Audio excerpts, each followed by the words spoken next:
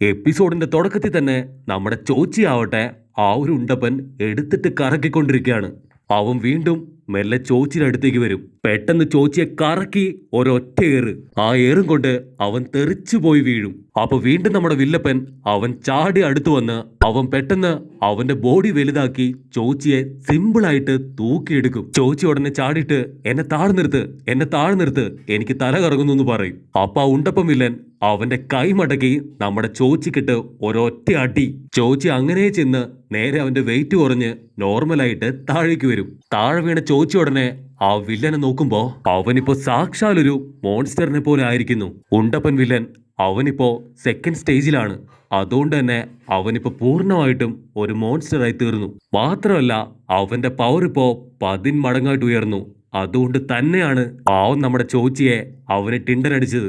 അവൻ വീണ്ടും ചോച്ചിയെ തട്ടിത്തെറിപ്പിക്കുമ്പോ ഇപ്പൊ ചോച്ചിക്കാവട്ടെ ശ്വാസം പോലും വിടാൻ സാധിക്കാതെ അവൻ വലിച്ചു വലിച്ചു കിടക്കുകയാണ്. അപ്പൊ കട്ട് ചെയ്താല് ഇപ്പൊ ചോച്ചിയുടെ ഒരു ഫ്ലാഷ് ബാക്ക് കാണിക്കും. ചെറുപ്പത്തിൽ ചോച്ചി കൂട്ടുകാരുടെ കൂടെ കളിക്കുമ്പോ ചോച്ചി ആവട്ടെ അവന്റെ കൂട്ടുകാരന്റെ കൂടെ പോയി ഒളിച്ചിരിക്കും. അപ്പൊ കറക്റ്റായിട്ട് എതിർ ടീമിലുള്ള ആള് ചോച്ചിയെ കണ്ടുപിടിക്കുമ്പോ അവന്റെ തൊട്ടടുത്തിരുന്നവന് ചോച്ചിയോട് ഒരുപാട് ദേഷ്യം തോന്നും. അങ്ങനെ ഓരോരോ കാര്യങ്ങളായിട്ട് അവൻ ആലോചിച്ചുകൊണ്ട് നിൽക്കുമ്പോ വില്ലനാവട്ടെ അവന്റെ കഴുത്തെ കുത്തിപ്പിടിച്ച് ഈ പ്രാവശ്യമെങ്കിലും ഞാൻ പറയുന്ന കേക്ക്, മര്യാദയ്ക്ക് നിന്റെ എല്ലാ പവറും എനിക്ക് താ. ഇപ്പൊ ഞാൻ സെക്കൻഡ് സ്റ്റേജിലാണ്. അതുകൊണ്ട് തന്നെ എനിക്ക് ഒരുപാട് പവർ ആവശ്യമാണ്. അവനങ്ങനെ പതിയെ പതിയെ ചോച്ചിയുടെ കംപ്ലീറ്റ് ചക്ര പവറും വലിച്ചെടുക്കും. ചോച്ചിക്കാണെങ്കിൽ അവന്റെ പവർ നഷ്ടപ്പെട്ട് കണ്ണു കാണാതെ അവൻ കഷ്ടപ്പെട്ട് എത്തി വലിഞ്ഞ് അടുത്തുള്ള ഒരു ചിപ്സ് പാക്കറ്റ് എടുക്കും. ഉണ്ടപ്പൻ ആ ചിപ്സ് പാക്കറ്റ് പോലും പിടിച്ചു വലിച്ച് അതിന്റെ ഉള്ളിലെ ലാസ്റ്റ് ചിപ്സും അവൻ അകത്താക്കും. നിന്നെപ്പോലൊരുത്തൻ തീർച്ചയായിട്ടും ഭൂമിക്ക് തന്നെ ഒരു ഭാരമാണ്. എന്നിട്ട് നീ പിന്നെയും ആവാത്ത പണിക്ക് പോകുന്നു. തീർച്ചയായിട്ടും നീ ചത്തു പോകുന്നതാണ് നല്ലതെന്ന് പറയുമ്പോ പാവം ചോച്ചി വീണ്ടും ഒരു ഫ്ലാഷ് ബാക്ക് ആലോചിക്കും. ചെറുപ്പത്തില് അവനെ ആരും തന്നെ നിഞ്ച കളി കളിക്കാനായിട്ട് കൂടെ കൂട്ടില്ല. കാരണം അവൻ വളരെ സ്ലോ ആണ്. അവനങ്ങനെ ശോകം അടിച്ച് സങ്കടപ്പെട്ട് നിൽക്കുമ്പോ നാറയാവട്ടെ അവനെ കൂട്ടിയിട്ടില്ലെങ്കിൽ തീർച്ചയായിട്ടും കളിക്ക് ആള് തികയില്ല. ചോച്ചിക്ക് ആകെ ഒരു ആശ്വാസമായി നാറയെ നോക്കി നിന്ന് ചിരിക്കും. പക്ഷെ ബാക്കി ടീം മെമ്പേഴ്സ് അവനെ അടുപ്പിക്കാൻ തയ്യാറാവില്ല. അത് കണ്ട് നമ്മുടെ ചോച്ചിക്ക് ഒരുപാട് വിഷമാവും. നാറയ്ക്ക് നോക്കി നിൽക്കാനല്ലാതെ മറ്റൊന്നും സാധിക്കില്ല.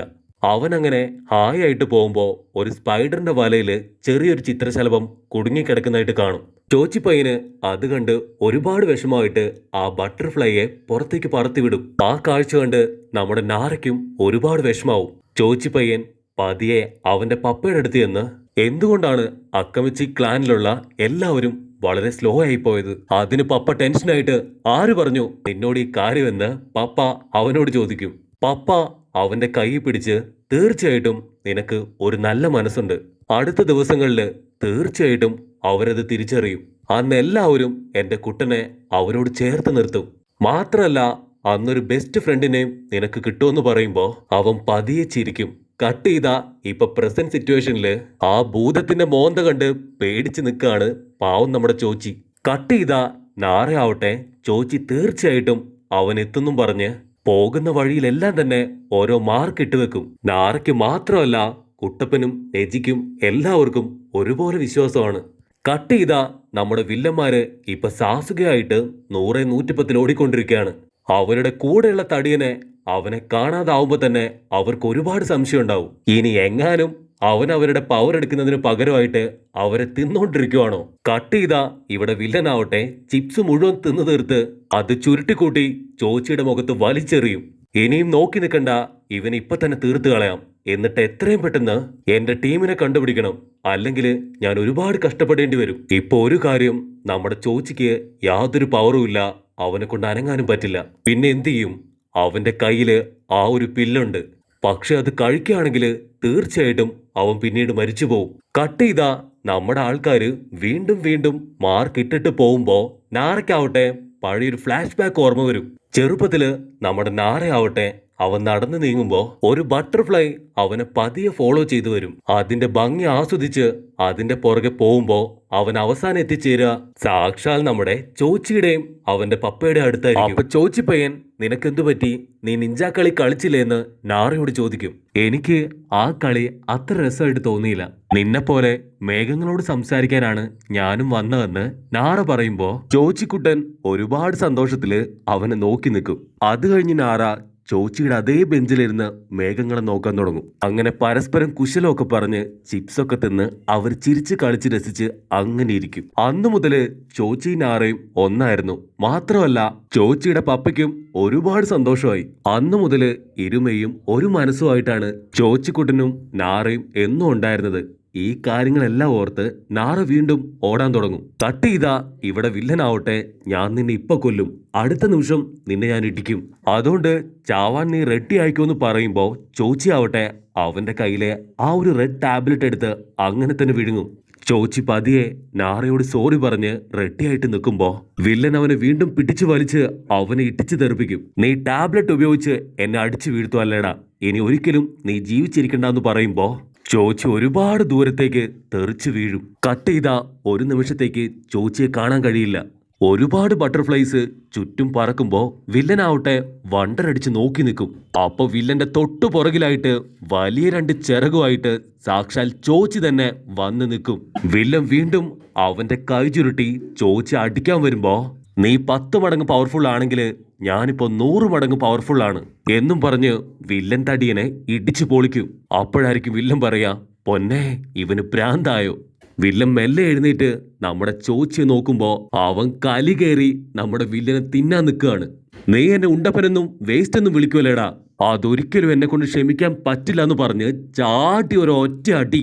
എനിക്ക് ഏറ്റവും ദേഷ്യം ഇതുകൊണ്ടൊന്നുമല്ല, നീ എന്റെ ചിപ്സ് പാക്കറ്റ് അതുപോലും കട്ടെടുത്ത് തിന്നു, അതൊരിക്കലും ഞാൻ പൊറുക്കില്ല എന്ന് പറഞ്ഞ് ചോച്ചി ആവട്ടെ വീണ്ടും അവനെ ഇടിക്കാൻ പോവും. മാത്രമല്ല എന്റെ കൂടെ വന്നവരെയും നീ കുറ്റം പറഞ്ഞു. എന്റെ ബെസ്റ്റ് ഫ്രണ്ട് നാറ, കുട്ടപ്പൻ, അവരെ എല്ലാവരെയും നീ കളിയാക്കി. നീ ഒരിക്കലും പറയാൻ പാടില്ലാത്തത് പറഞ്ഞു. എന്നെ പറഞ്ഞ ഞാൻ സഹിക്കും, പക്ഷെ എന്റെ ഫ്രണ്ട്സ് അവരെ പറഞ്ഞ തീർച്ചയായിട്ടും ഞാൻ സഹിക്കില്ല.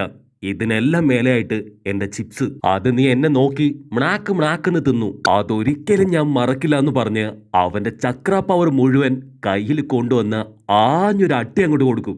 ആ ഒരു അട്ടിയിൽ അവൻ കറങ്ങി അടിച്ച് താഴെ വീഴുമ്പോ അവിടെ വലിയൊരു കുഴി തന്നെ രൂപപ്പെടും. അതും പോരാഞ്ഞ് അവിടെ ഉണ്ടായിരുന്ന മരങ്ങളെല്ലാം തന്നെ പിഴുതെറിയപ്പെടും. വില്ലന്റെ മുഖം അതിപ്പോ പതിയെ പതിയെ പഴയതുപോലായി മാറാൻ തുടങ്ങും. നമ്മുടെ ചെക്കനും തീരെ വയ്യ, അവന് ശ്വാസം പോലും എടുക്കാൻ സാധിക്കുന്നില്ല. ബാൻഡ് എടുത്ത് ചോച്ചി പതിയെ മുൻപോട്ട് നടക്കുമ്പോ ഒരു ബട്ടർഫ്ലൈ അവന്റെ തൊട്ടടുത്ത് വരും. അതിന്റെ പിന്നാലെ ശ്വാസം പോലും എടുക്കാൻ വയ്യാതെ ഇപ്പൊ ചോച്ചി പതിയെ നടക്കാൻ തുടങ്ങും. അവൻ പതിയെ പതിയെ ആ ഒരു ബട്ടർഫ്ലൈനെ നോക്കി മുൻപോട്ട് നടക്കുമ്പോ അവന്റെ കാല് അത് പതിയെ പതിയെ ഇടറാൻ തുടങ്ങും. തടിച്ചു കൊഴുത്തിരുന്ന നമ്മുടെ ചോച്ചിക്കുട്ടനാവട്ടെ അവനിപ്പോ അവന്റെ പവർ മുഴുവൻ എടുത്ത് മെലിഞ്ഞുണങ്ങി ഒരു അസ്ഥികൂടം പോലെയായി. ഒരു മരത്തിന്റെ മുൻപിലെത്തുമ്പോ അവൻ അതിന്റെ തൊട്ട് മുൻപിൽ നിന്ന് അപ്പൊ അവൻ പതിയെ പഴയ ഇമാജിനേഷനിലേക്ക് പോവും. അവന്റെ പപ്പ പറഞ്ഞ കാര്യം ഇന്നല്ലെങ്കിൽ നാളെ തീർച്ചയായിട്ടും എല്ലാവരും നിന്നെ തിരിച്ചറിയും. അവനിരുന്ന് കരയാണ്. അവനാകെയുള്ളൊരു ആശ്വാസം മരത്തില് നമ്മുടെ നാറ കൊത്തിവെച്ച ആ ഒരു അടയാളമാണ്. അതിന്റെ തൊട്ടടുത്തായി കുട്ടപ്പനാവട്ടെ സമയമായി, എത്രയും പെട്ടെന്ന് നീ ഓടിവായോ എന്നായിരിക്കും. അങ്ങനെ ഓരോരുത്തരും അവനെ ഒരുപാട് മിസ് ചെയ്യുന്നുണ്ടെന്ന് അറിയുമ്പോ അവൻ ഒത്തിരി സന്തോഷാവും. അത്രയും നേരം ഒരുപാട് അടി കിട്ടിയതില് അവന് സങ്കടമില്ല. ചെറുപ്പത്തിൽ ഒന്നിച്ച് കളിച്ചത്, പിന്നീട് ഒരുപാട് കൂട്ടുകാരെ കിട്ടിയത്, അടി വാങ്ങിയത്, നിഞ്ച ഗെയിംസ് കളിച്ചത് എന്നിങ്ങനെ ഓരോരോ കാര്യങ്ങളായിട്ട് അവൻ ഓർക്കും. പപ്പ, എനിക്കിപ്പോ ഒരുപാട് കൂട്ടുകാരെ കിട്ടി, പക്ഷെ എനിക്ക് അവരുടെ കൂടെ ജീവിക്കാൻ എനിക്ക് കഴിയില്ല. പെട്ടെന്ന് അവന് നെഞ്ചുവേദന എടുത്ത് അവൻ പതിയെ പതിയെ താഴേക്ക് വീഴാൻ ആരംഭിക്കും. ബട്ടർഫ്ലൈ പതിയെ അവിടുന്ന് പറന്നകലും. അത് നേരെ പോയി നമ്മുടെ നാറെ ക്രോസ് ചെയ്ത് പറന്നുയരും. അത് കാണുമ്പോ നമ്മുടെ നാറയ്ക്ക് മനസ്സിലാവും എന്തോ വലിയൊരു കുഴപ്പം എവിടെയോ നടക്കുന്നുണ്ടെന്ന്. കുട്ടപ്പൻ എന്താണ്, എന്തു പറ്റി എന്നൊക്കെ ചോദിക്കുമ്പോ നാറയാവട്ടെ അത് ശ്രദ്ധിക്കില്ല. ഇവിടെ ചോച്ചിപ്പയ്യന് ഒരനക്കവും ഇല്ലാതെ അവൻ അങ്ങനെ കിടക്കുന്നതോടുകൂടെ ഈ ഒരു എപ്പിസോഡും അവസാനിക്കുന്നു. എപ്പിസോഡ് ഇഷ്ടപ്പെടുകയാണെങ്കിൽ ലൈക്ക് ചെയ്യാനും കമന്റ് ചെയ്യാനും ഷെയർ ചെയ്യാനും മറക്കല്ലേ. അടുത്തൊരു അടിപൊളി എപ്പിസോഡുമായിട്ട് കാണുന്നവരെ ഇറ്റ്സ് മീ വിത്ത് മല്ലു.